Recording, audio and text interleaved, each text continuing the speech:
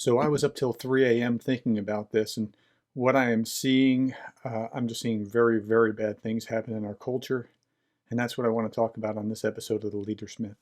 In a world of incompetent bosses, micromanagers, and petty tyrants, you are listening to The Leader Smith. Now, here is your host, Darren Gertis. So I've been wrestling with what is going on in our culture, in our society, and I'm trying to make sense of various perspectives. I believe that black people are made in the image of God, Genesis 1:27. They have inherent dignity and worth. They should be respected. They should have equal justice under law. I believe all those things. In the last few weeks, I've come to understand that Black Lives Matter as a movement is something different. Than what I perceived it to be. So the statement is one thing, but if you get behind the statement, you're getting behind a political movement. So if you're embracing that, you're embracing certain positions. This is just my observations. Wasn't paying attention to this 3 weeks ago. Right now I'm paying attention to it, talking to lots of people, trying to understand it.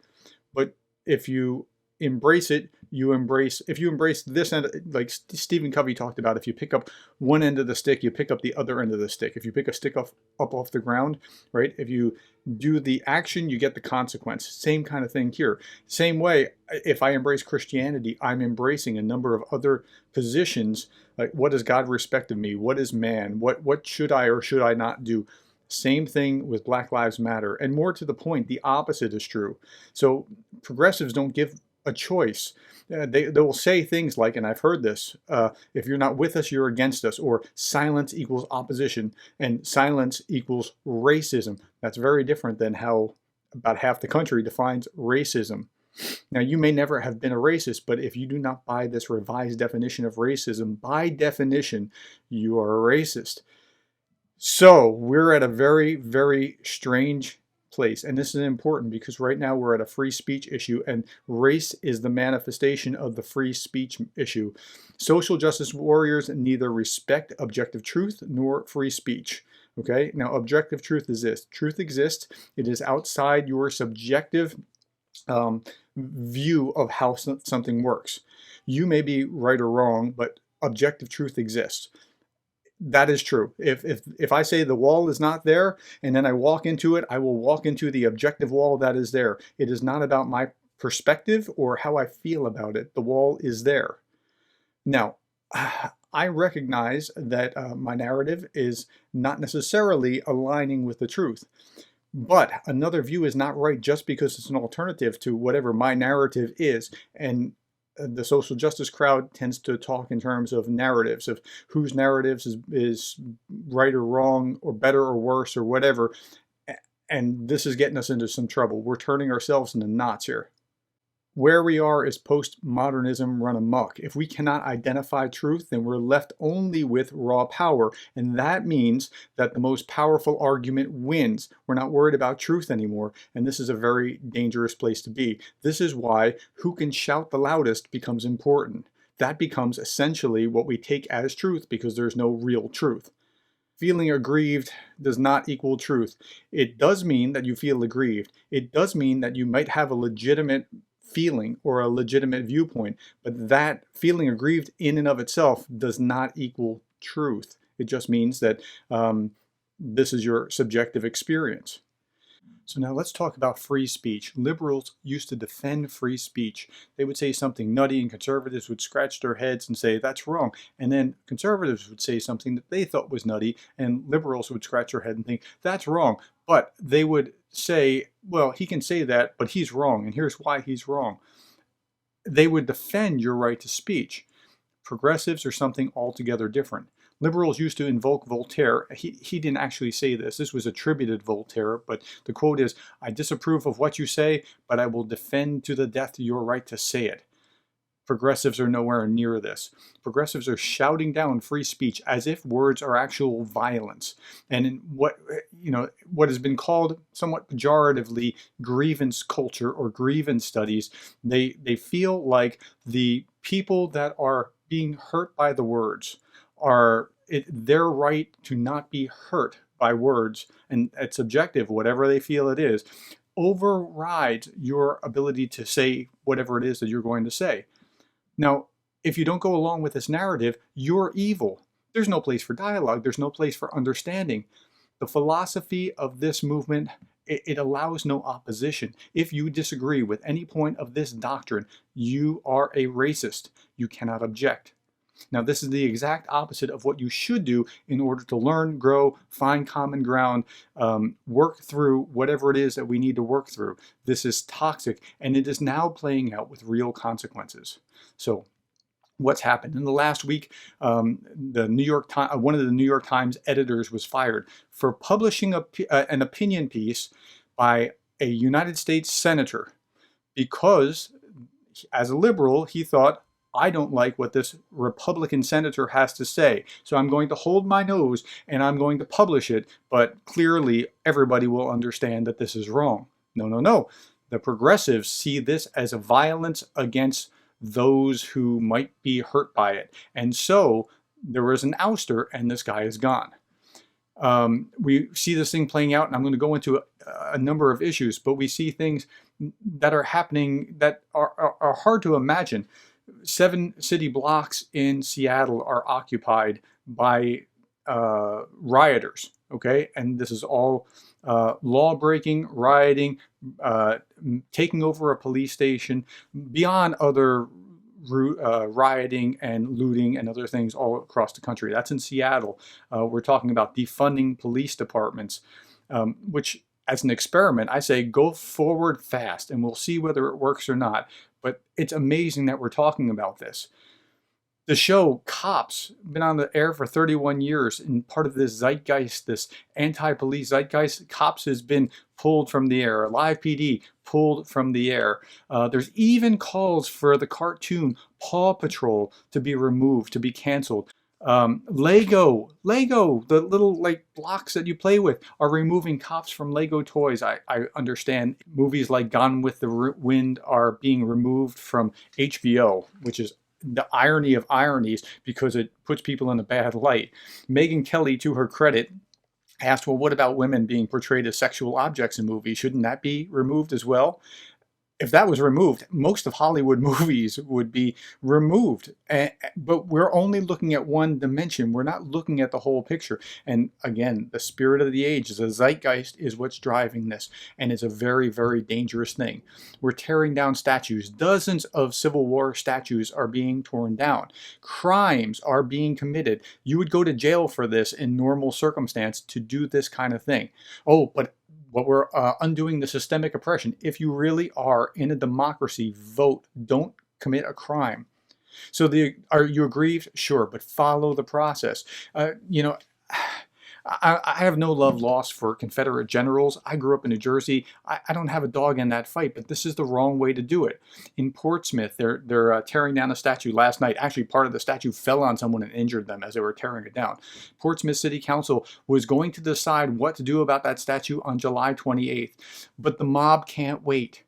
And I say the mob, and that puts me on one side of this spectrum, but I'm telling you, that is a mob. It's by definition a mob. It's crime. It's riots. It's wrong. It's illegal.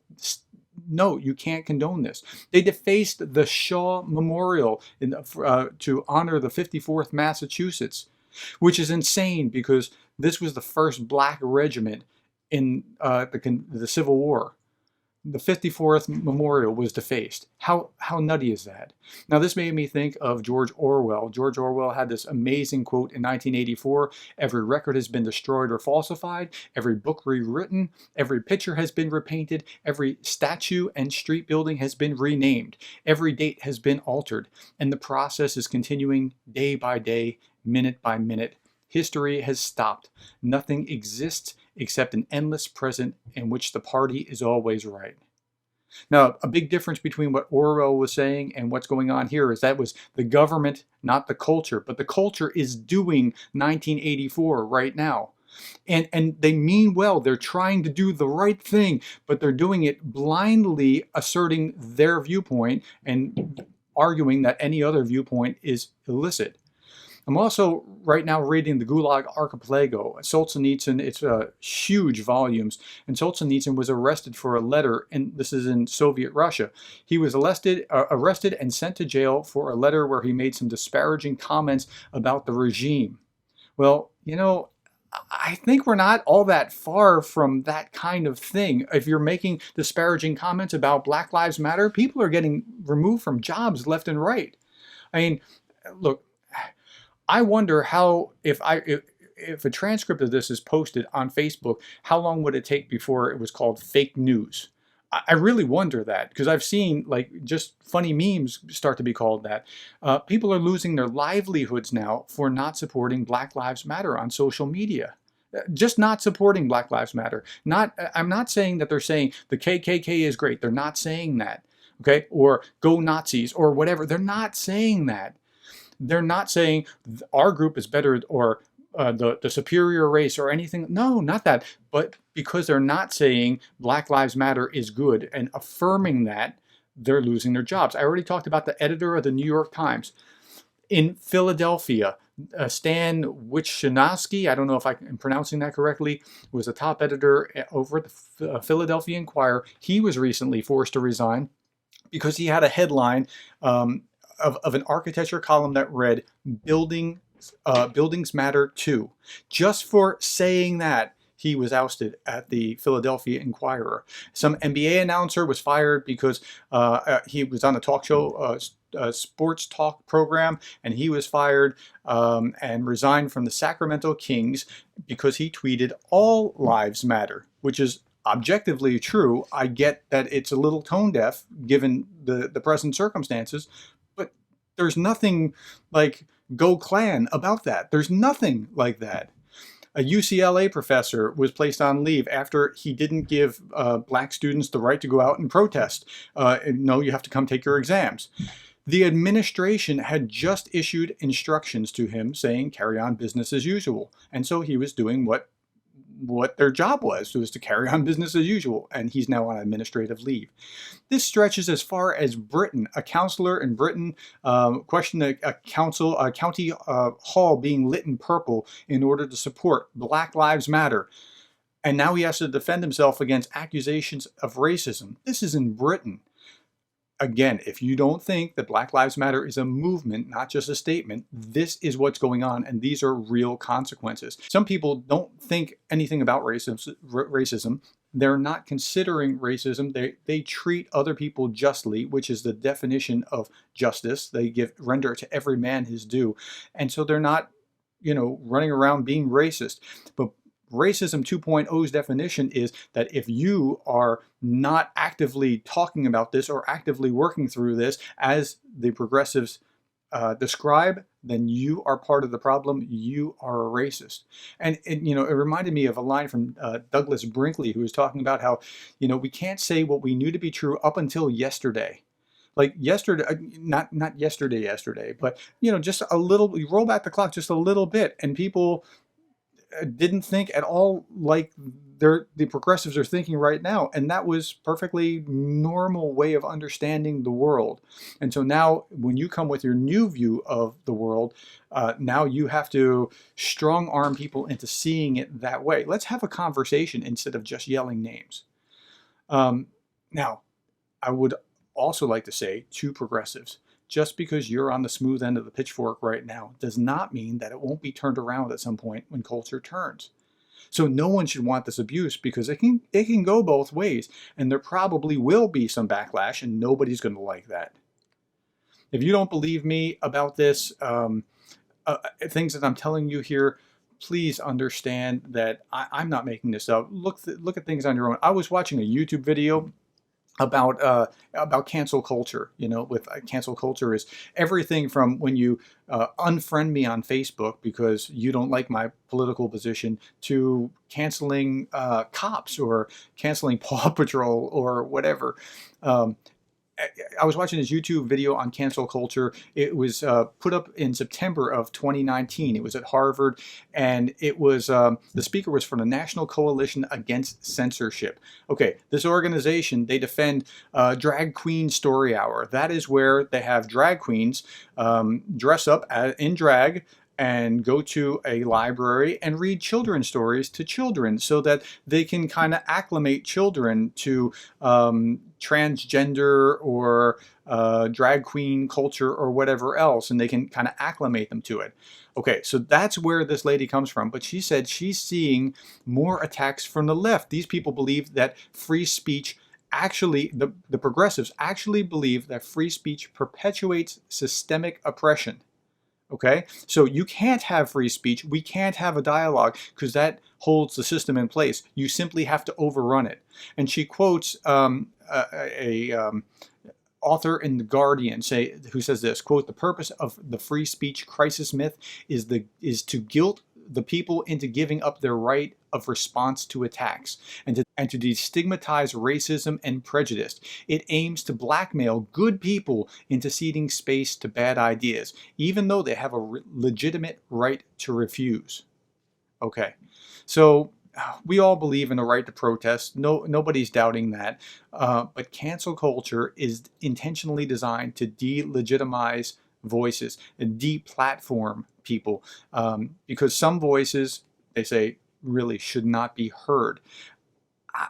Okay, let's say that that's true.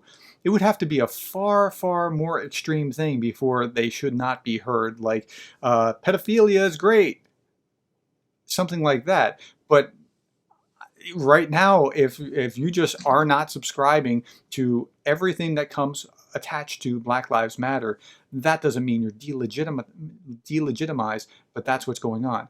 So she gave a number of examples where artists and authors were opposed by this crowd, and it was really sad because they were being shut down and not allowed to have their free speech, being told that they can't actually perform their art because they're not of a certain group, which is, I mean, that's racism right there. I know some people will say, no, you can't have racism because you only can have racism if you're the person in power.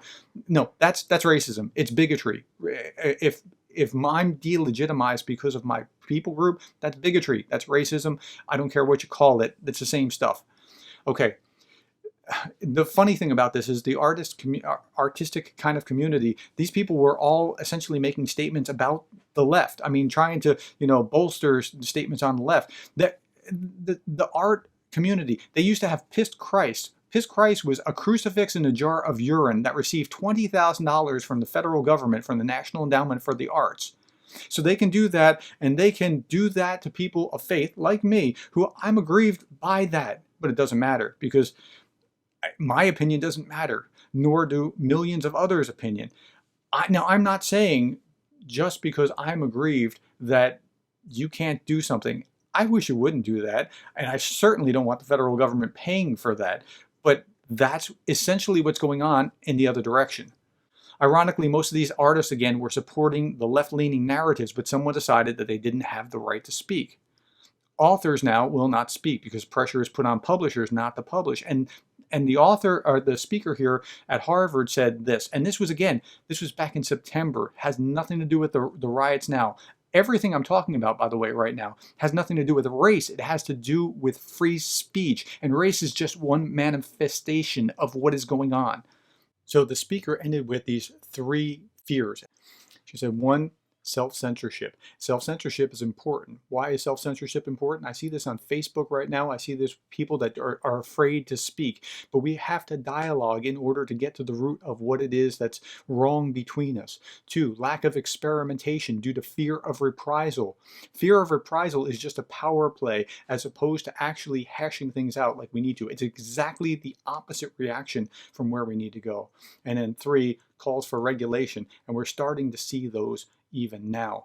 Now, if you care about free speech, you must oppose this. I don't mean opposing Black Lives Matter. I do mean opposing people being shouted down that you must be X because you said this, or you didn't say Black Lives Matter, or whatever it is. It doesn't matter what the it is. What matters is that you preserve free speech and the right to free speech. I'm not saying that you should welcome racism in any shape or form. However, I am saying that if you cannot have a conversation, interact with opposing viewpoints, engage with others, then we're lost. We're simply lost. This matters beyond racism. Racism is only how the matter is presenting, but it is a deeper issue about how and if we can communicate with each other, or if it all devolves to power plays. In a few months, this may be about another topic entirely. It probably will be about another topic, but you must defend the right to speak. Okay, I've said my piece. I'm going to end with a quotation for contemplation. And if you want to correct me or show me how I'm wrong or whatever, feel free to contact me at Darren Gertis on Twitter. And I'm making that public. You can talk to me about it. Tell me how much you despise me or hate me or protest me or whatever on Twitter. Feel free. You're welcome to do that. I approve of you having the right to speak. Okay, here's our quotation for contemplation. Quote, "To suppress free speech is a double wrong. It violates the right of the hearer as well as those of the speaker. It is just as criminal to rob a man of his right to speak and hear as it would be to rob him of his money." Frederick Douglass.